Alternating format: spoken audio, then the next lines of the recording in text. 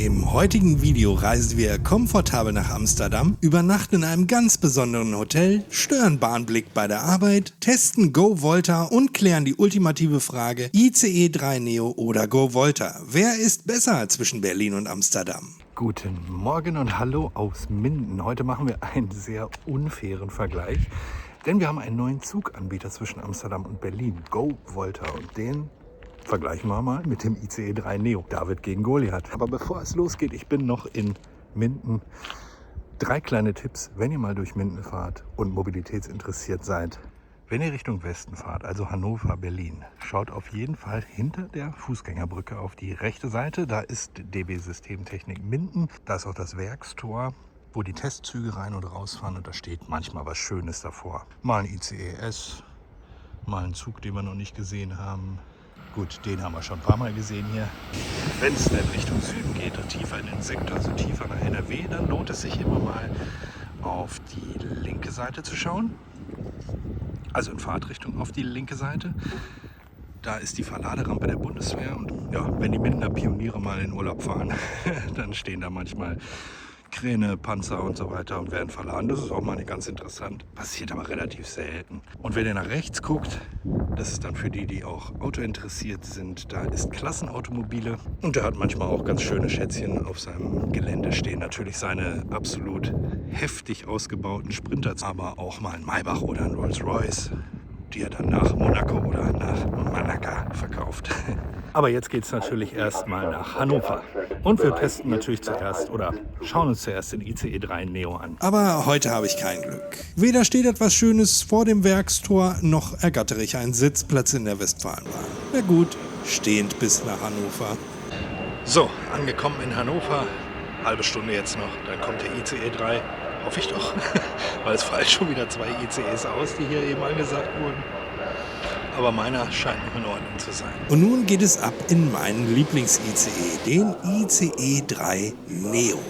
Und ja, ich habe nicht reserviert auf dieser Fahrt. Ich wollte mir die paar Euro sparen und bekomme gleich die Rechnung. Obwohl mein Sitz mit dem grünen Indikatorlicht über dem Sitz als frei angezeigt wird, ist er es leider nicht wirklich, weshalb ich ab Osnabrück auf dem Gang stehen muss. Aber ab Rheine darf ich mich wieder hinsetzen und den Neo im neuen Design genießen. Zugegeben, das neue Farbkonzept und die Sitze finde ich wirklich stark. Stoffsitze gefallen mir persönlich sehr viel besser als diese üblichen erste Klasse Ledersitze. Das Einzige, was schlechter ist meiner Meinung nach, sind die Tablet-Halter, die jetzt sehr viel niedriger angebracht sind und sich ohne den Tisch herunterzuklappen überhaupt nicht benutzen lassen. Aber das ist wie immer Jammern auf hohem Niveau.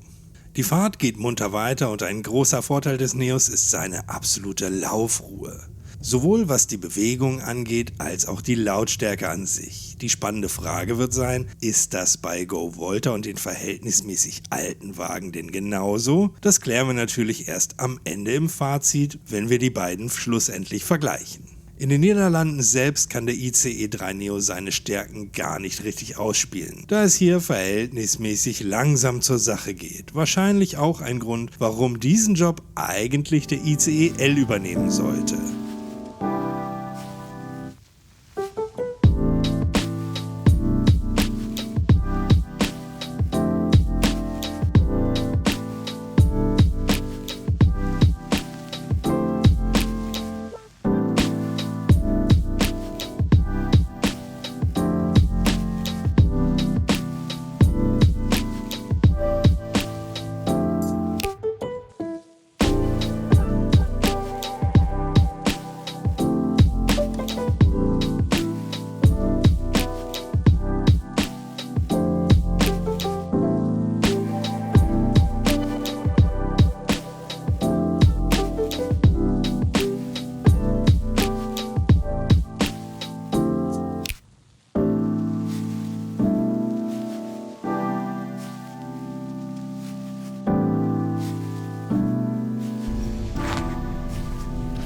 Aber pünktlich um 16 Uhr erreichen wir dann auch den Amsterdamer Hauptbahnhof und ich mache mich auf den Weg in ein sehr cooles Hotel.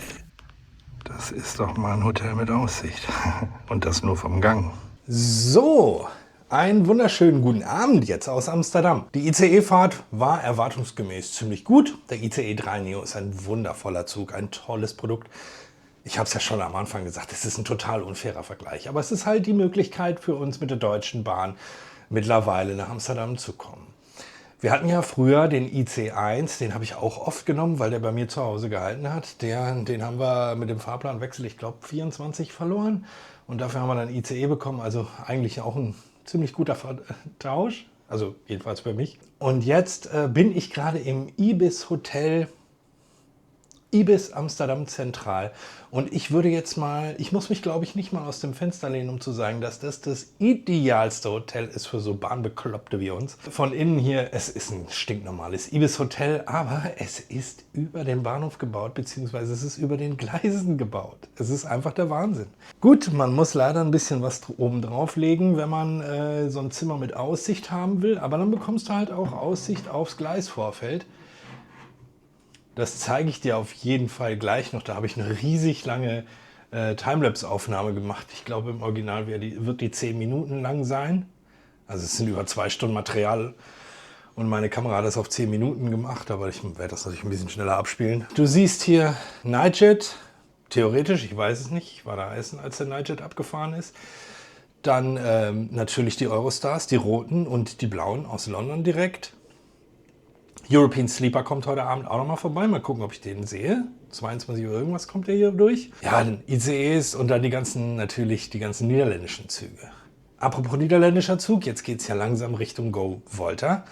Das wollen wir ja auch mal uns angucken. Erster großer Unterschied zu der Deutschen Bahn. Wir müssen noch online einchecken. Wenn du ein Ticket kaufst, bekommst du zwar eine Reservierung, aber du bekommst noch kein Ticket und das musst du dir abholen. 4 Stunden vor Abfahrt kannst du das noch machen und das müsste ich jetzt ehrlicherweise mal ganz schnell machen, weil bis zu meiner Abfahrt, sind es noch 12 Stunden.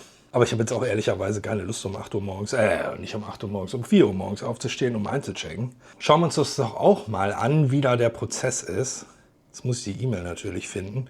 Das Blöde ist, wenn du von Amsterdam buchst nach Berlin, dann oder Richtung Deutschland, dann sind die E-Mails alle auf Niederländisch. Ich meine, man versteht natürlich auch so etwa, was da los ist, aber naja. So, da haben wir die E-Mail. Dann wollen wir doch mal rein. Check nu in for your Trainreis. Also, weißt du Bescheid für deinen Trainingsreis. Booking-Nummer biegen wir uns nochmal schnell raus, weil die brauchen wir bestimmt gleich. Und dann schauen wir mal, was da passiert. Google sagt schon gleich Seite übersetzen. Machen wir gleich mal. Referenznummer, Achtername, also Nachname. Also wie bei einer Airline eigentlich. Garverda. Aha. Also klappt ja wunderbar mit dem Google übersetzen.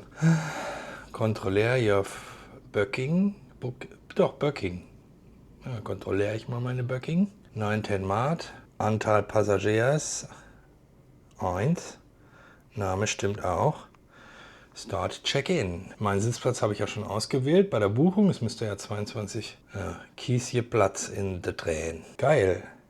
Jetzt gibt es meinen Wagen nicht mehr. Ich habe Wagen 1. Ah ne, da ist er ja doch. Platz ist vorausgewählt. Sieht auch aus, als ob es voll ausgebucht ist. Gut, erwartbar bei einer Premiere. Je bent nur ingecheckt. Wunderbar. Warum muss man das Ganze machen? Man hat hier ja in Amsterdam Zentral wie in vielen europäischen Ländern Zugangskontrollen an den Bahnhöfen. Also du kommst nicht ohne Ticket einfach rein. Und deswegen solltest du dein Ticket auch per E-Mail bekommen. Habe ich denn hier jetzt mein Ticket? Ist natürlich auch wieder, jetzt habe ich ein richtiges Ticket mit QR-Code bekommen und jetzt kann es losgehen. Ihr seht jetzt hier noch so ein paar schöne Einblendungen hier vom Amsterdamer Bahnhof bei Nacht oder beziehungsweise bis zur Dämmerung und Nacht. Und dann sehen wir uns morgen früh wieder. Ciao, ciao.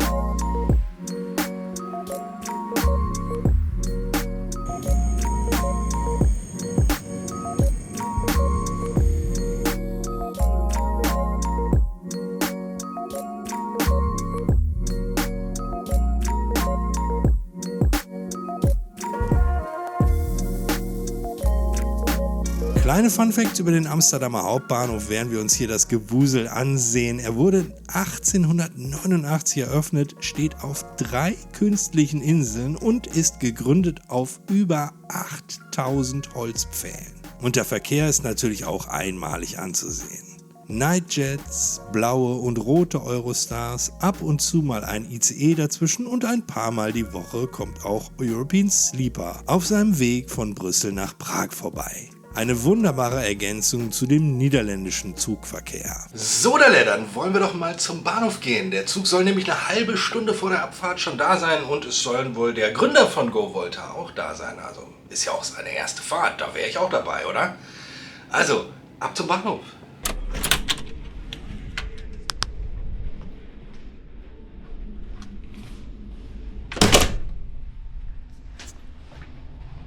Was für eine Aussicht, ey.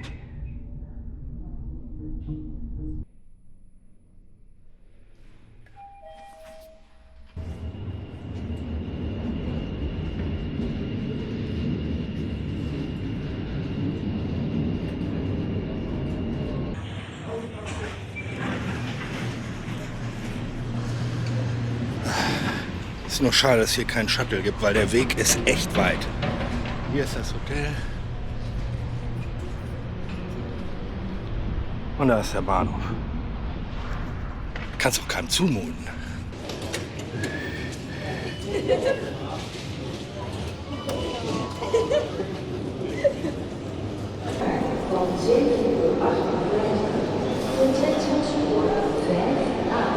So, Schönheiten stehen hier trotzdem erstmal, ne? Der Neo und ein alter TGV. Am Ende von Gleis 8 befindet sich eine kleine Traube aus Warnwesten und Menschen mit Kameras. Dort hält gerade einer der Gründer von GoVolta eine Rede, leider auf Niederländisch. Also widme ich mich wieder dem Bahnsteig zu, denn da rollt auch schon unser Zug ein. Der allererste GoVolta-Zug überhaupt, gezogen von einer niederländischen Lok. Also, ein Lokwechsel in Bad Bentheim ist schon mal gesichert.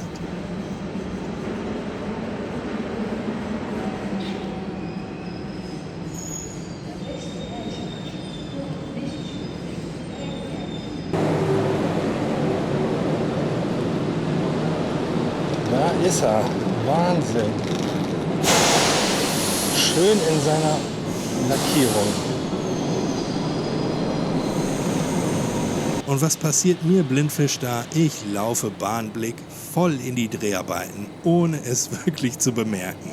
Ach, klassisch. Jetzt gehen wir aber in den Bereich, wo ich heute meine Fahrt verbringen werde.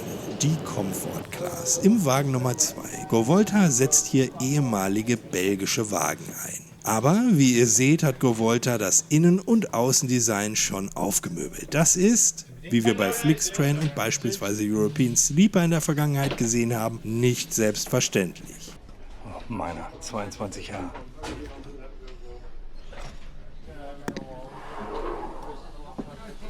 Die Komfortklasse kommt in einer 2.1-Bestuhlung daher und bietet darüber hinaus nicht wirklich einen Unterschied zur Economy-Klasse. Pünktlich um 8.34 Uhr setzt sich unser Zug in Bewegung auf seine allererste Fahrt nach Berlin.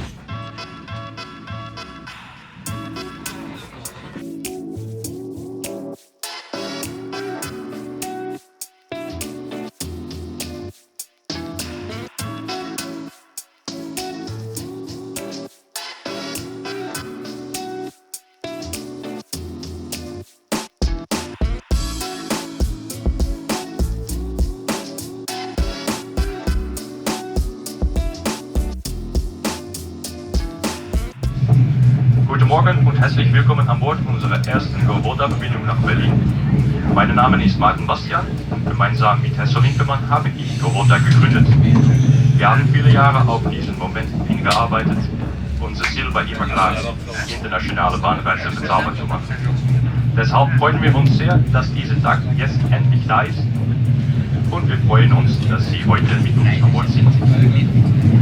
Heute fahren wir zum ersten Mal nach Berlin. Morgen folgt unsere zweite Verbindung nach Bremen und Hamburg. Und später in diesem Jahr möchten wir auch von Amsterdam nach Berlin fahren. Der durchschnittliche Rückfahrtpreis soll dabei rund 50 € liegen.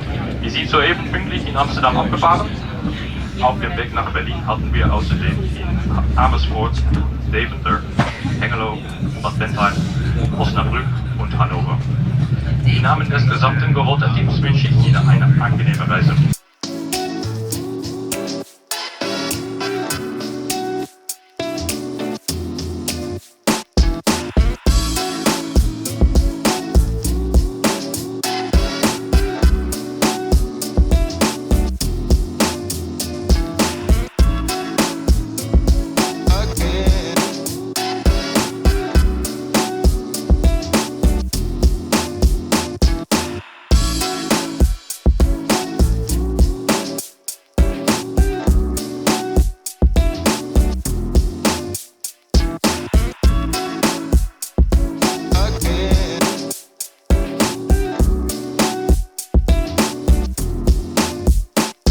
So, die erste Go-Volta-Fahrt läuft. Wir sind pünktlich, wir sind relativ zügig unterwegs. Stellenweise kriechen wir ein bisschen, aber ich denke mal, das ist alles noch im Fahrplan mit eingepreist. Ja, wie ihr gehört habt, erste Fahrt. Und dann im Laufe des Jahres geht sogar bis nach Paris, also von Amsterdam nach Paris, leider nicht Berlin-Paris. Und ich muss sagen, die Fahrt ist bis jetzt echt angenehm. Natürlich ist es hier drin jetzt nicht ganz so leise. Das liegt zu einem daran, dass hier sehr viele Menschen sind, die sehr fröhlich sind und sich sehr angeregt unterhalten. Und zum anderen ist es natürlich auch so, dass das hier ein lauterer Wagen ist als beispielsweise jetzt ein ICE. Aber wir haben hier eine Lüftung, also eine Klimaanlage gibt es. Die Fenster sind auch größtenteils geschlossen und von daher ist es eine echt angenehme Fahrt. Weil die Polsterung ist auch super gut gemacht und noch bin ich alleine, kann mich hier also total breit machen. Zu den Sitzen, ne, diese Armlehnen hier zwischen den Sitzen, die kannst du nicht hoch machen. Also wenn du das Glück hast und hast einen freien Nebensitz, dann bringt dir das nichts außer Gepäckablage. Der Tisch hier in der Komfortklasse ist natürlich auch nett gemeint, aber mehr zum Abstellen gedacht, also zum wirklich daran arbeiten. Da ist er jetzt einfach nicht groß genug. Aber gut, allem in allem bin ich bislang ziemlich zufrieden. Es ist eine echt entspannte Atmosphäre. Ich habe natürlich nur jetzt irgendwie den falschen Wagen gewählt. Eigentlich hatte ich Wagen 1 reserviert, aber der ist dann wahrscheinlich irgendwann zu so einem VIP- oder Pressewagen geworden und die rennen die ganze Zeit durch den Zug. Die können nicht in ihrem Scheißwagen bleiben. Das heißt, die Tür neben mir hier, die geht die ganze Zeit auf und zu. Die ganze Zeit wird da drum rumgerannt. Das nervt mich ein bisschen. Aber gut, es ist wie immer Jammern auf sehr hohem Niveau. Ich bin ja sonst glücklich, dass ich hier bei der Premierenfahrt dabei bin und es ist auch eine lockere, lustige, entspannte Atmosphäre, wie ihr vielleicht am Hintergrund hört. Ab Amersfoort bin ich leider nicht mehr alleine und der Wagen füllt sich komplett auf, bis auf den letzten Sitzplatz. Ein wirklich gelungener Start für Go-Volta.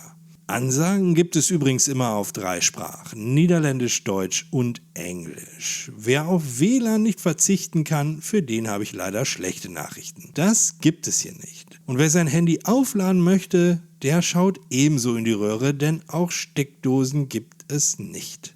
Für Privatreisende mag das alles verschmerzbar sein, aber Geschäftsreisende, die unterwegs arbeiten möchten, die haben bei Go-Volta leider schlechte Karten, denn wenn man sich auch mit Powerbank und Hotspot behelfen kann, so reicht der Tisch nicht wirklich aus, um darauf zu arbeiten, höchstens mal um ein Getränk abzustellen. Da sind wir übrigens bei einem guten Thema. Theoretisch sollte Go-Volta auch über einen Loungewagen mit gastronomischem Angebot verfügen. Dieser war allerdings heute nicht im Einsatz. Woran das jetzt konkret lag, kann ich leider nicht sagen.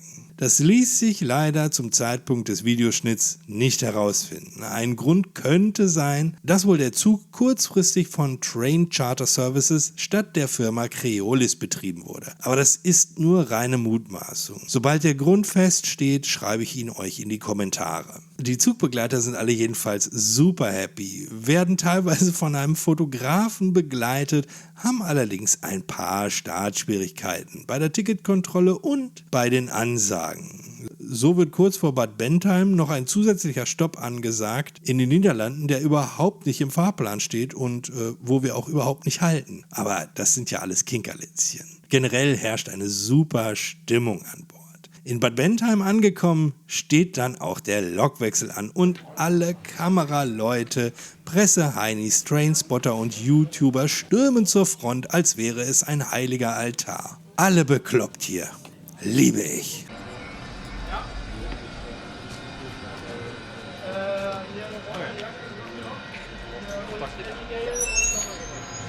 Die zal volgende week ook bij.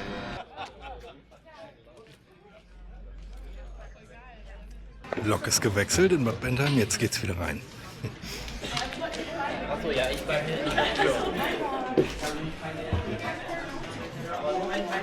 Ab Bad Bentheim geht es dann nach etwa 12 Minuten Aufenthalt mit etwas Verspätung weiter quer durch Deutschland. Also integrieren kann sich GoVolta herrlich. Erste Fahrt in Deutschland und schon Verspätung. Für mich geht es jetzt in Osnabrück schon raus aus dem Zug und wieder ab nach Hause. Eigentlich war das anders geplant. Eigentlich wollte ich bis Hannover mitfahren. Aber dazu sage ich euch gleich noch ein paar Sätze. Wie ihr gesehen habt, ich bin in Osnabrück ausgestiegen. Es war jetzt eigentlich eine Frage, soll ich in Osnabrück oder in Hannover aussteigen, aber ich hatte jetzt ab Amersfoort eine dreiköpfige Familie bei mir sitzen am Vierer. Und ja, das war dann auch nicht mehr so ganz gemütlich, mit so einem vollbesetzten Vierer da zu sitzen, in so einem vollbesetzten Vierer da zu sitzen. Und dann kurz vor Osnabrück kamen da so ein paar Sachen zusammen. Irgendeiner hat sein Knobi-Baguette ausgepackt, der nächste hat ein anderes Buffet aufgestellt und dann hat die Kleine, die da mit mir bei mir saß, noch mal mit in die Hose gemacht. Da habe ich gedacht, okay, vielleicht steige ich doch in Osnabrück aus. Hat aber natürlich nichts mit GoVolta zu tun. Ich fand die Reise an sich ganz gut. Die Waggons sind wirklich gut. Die Sitze haben mir vor allem sehr gut gefallen. Die sind sehr gut gepolstert. Ich laufe jetzt nach Hause, weil ja, ÖPNV-Streik. Mache mich gleich an den Schnitt und ihr seht jetzt nochmal das kleine Fazit. Kommen wir also nun mal zum Vergleich. Was solltest du für deinen Niederlande-Urlaub wählen? Den Neo oder GoVolta? Also, der Preis. Ich habe beide Zugverbindungen am gleichen Tag gebucht. GoVolta hat mich in der ersten Klasse, also der Comfort-Klasse, 54,50 € gekostet. Der Preis setzt sich zusammen aus 19 € für das Grundticket, 23 € für die erste Klasse und nochmal 12,50 € für die Sitzplatzauswahl. Bei der Deutschen Bahn habe ich 81,99 € bezahlt. Der Preis setzt sich aus 58,99 € Ticketpreis zusammen und ebenfalls 23 € Upgrade für die erste Klasse. Einen Sitzplatz habe ich nicht reserviert. Hier geht der Punkt natürlich eindeutig an GoVolta.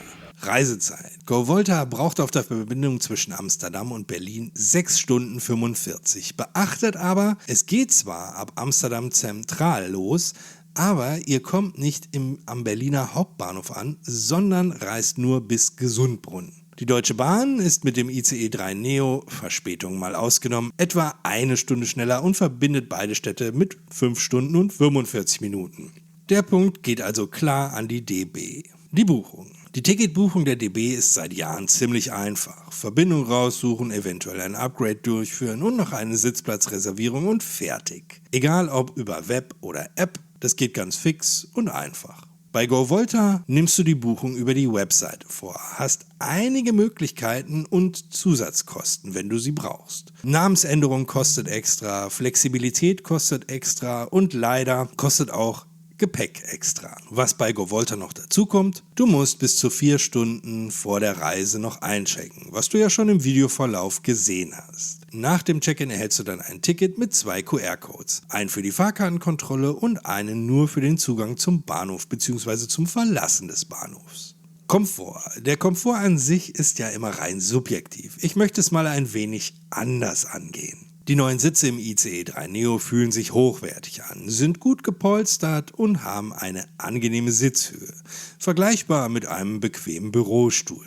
Wenn du dich bei Go Volta niederlässt, fällst du schon fast ins Polster. Sehr dick gepolstert, vergleichbar mit Omas altem Federkernsofa. Dabei hast du eine eher niedrige Sitzposition. Moderner ist dabei natürlich der ICE, aber bequemer finde ich persönlich die alten Sitze bei Go Volta. Annehmlichkeiten. Beim ICE hast du eine Steckdose, WLAN, welches in den letzten Jahren immer stabiler wird, und theoretisch sogar kontaktloses Laden am Platz. Das hat bei mir allerdings nicht funktioniert. Das schiebe ich allerdings mittlerweile eher auf mein Gerät, da es weder bei Nightjet noch bei Railjet funktioniert, obwohl ich mein Handy sonst überall kontaktlos laden kann. Gastronomie gibt es beim ICE am Platz, obwohl ich auf meiner Reise ab Rheine niemanden mehr gesehen habe. Denn diese Tasse hier hat mich bis Amsterdam begleitet und war nicht mal meine. Das alles hast du bei Go Volta nicht. Ist ja eigentlich auch klar, denn Go Volta hat sich klar als Low-Budget-Anbieter positioniert. Die Laufruhe an sich kann ich leider auch nicht beurteilen, da ich im ICE im Ruhebereich war und aufgrund der Premierenfahrt bei Go Volta generell die Stimmung etwas fröhlicher und lauter im Wagen war. Aber es ist trotz des älteren Wagens verhältnismäßig ruhig geblieben, was die Fahrgeräusche angeht. Ebenso wenig kann ich das Thema Gastro beurteilen, weil der Loungewagen bei Go Volta gefehlt hat.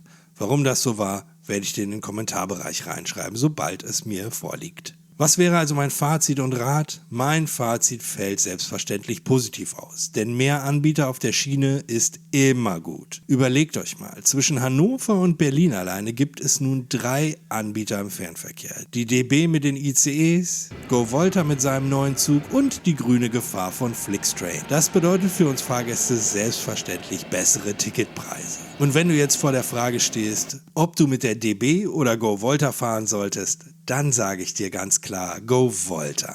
Natürlich, die DB ist schneller, aber den Charme, den die alten Wagen von Go Volta versprühen, den kann der ICE gar nicht erzeugen. Probier es doch einfach mal aus. Ich für meinen Teil wünsche Go Volta viel Erfolg auf seinen Verbindungen von Berlin nach Amsterdam und Hamburg nach Amsterdam und hoffe auch, dass die Pariser Pläne ebenso ein Erfolg werden. Es hat mich sehr gefreut, dass ihr euch mein Video bis hierhin angeschaut habt. Schreibt mir gerne eure Gedanken in die Kommentare. Bis zum nächsten Mal, euer René.